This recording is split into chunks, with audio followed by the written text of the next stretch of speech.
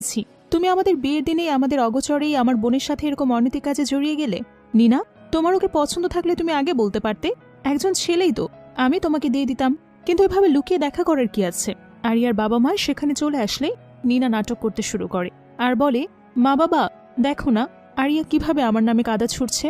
আমি কাউকে মুখ দেখাতে পারছি না। আরিয়ার মা বলে, এরকম সামান্য একটা ঘটনা নিয়ে তোমরা কেন পাবলিককে ডেকে আনতে হবে? মিস্টার জিয়াং বলে, তোমার সাহস হলো কি করে নিনাকে এভাবে বুলি করার?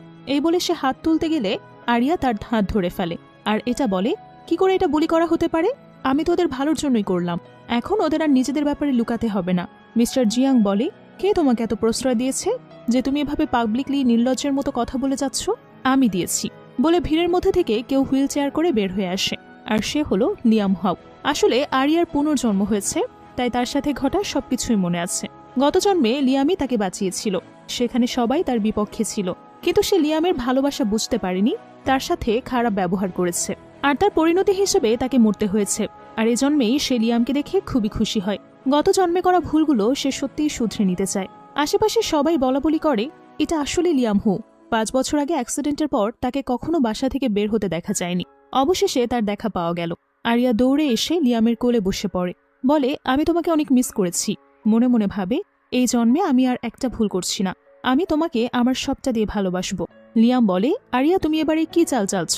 আরিয়া বলে, তুমি যখন এসে গেছো আর আমারও একজন পাত্র লাগবে, তো তুমি কি আমাকে বিয়ে করবে? লিয়াম অবাক হয়ে বলে, তুমি কি বললে?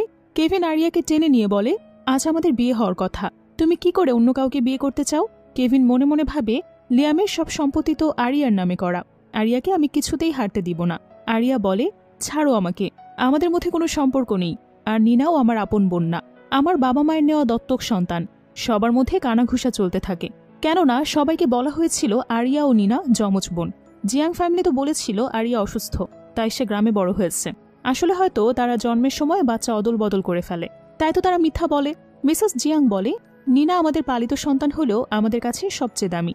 মিস্টার জিয়াং বলে, অকৃতজ্ঞ মেয়ে, তুমি কি করতে চাইছো? আরিয়া বলে, শুনলেই তো, আমি লিয়ামকে বিয়ে করছি। মিস্টার জিয়াং বলে, তুমি যদি এমনটা করো তাহলে আমি তোমাকে ত্যায্য করব। আরিয়া বলে, তোমাদের কোম্পানি পথে বসলে যখন আমাকে লিয়ামের কাছে বিক্রি করে দিয়েছিলে, তখন তোমাদের আমাকে ত্যায্য করার কথা মনে হয়নি?